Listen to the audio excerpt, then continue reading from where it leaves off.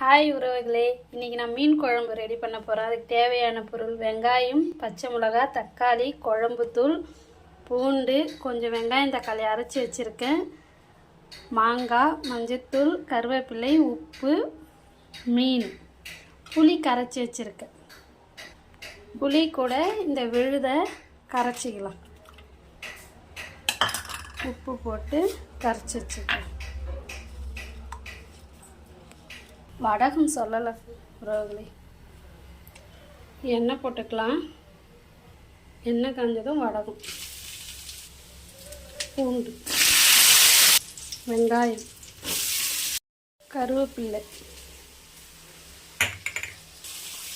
தக்காளி நல்லா வதங்கணும். பச்சை மிளகா போட்டுக்கலாம். 3 பச்சை மிளகா, மிளகாத்தூள் உங்கள் காரத்துக்கு ஏற்ப போட்டுக்கோங்க. நல்லா இது மாதிரி வதங்கினோன்னு புளி கரைசலை ஊற்றிக்கலாம். புளி கரைசலை ஊற்றி தேவையான அளவு தண்ணி. நல்லா கொதிக்குது. அந்த மீன் போடலாம். இந்த ஸ்டேஜில்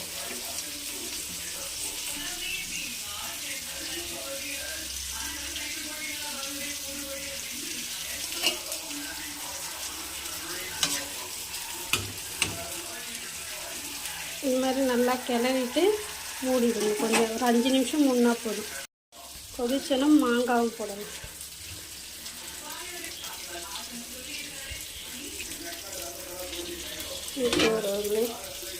மீன் குழம்பு ரெடி ஆகிடுச்சு. இந்த ஸ்டேஜில் ஆஃப் பண்ணிடலாம். எனக்கு கமெண்ட் பண்ணுங்கள், ஷேர் பண்ணுங்கள், சப்ஸ்கிரைப் பண்ணுங்கள், சப்போர்ட் பண்ணுங்கள்.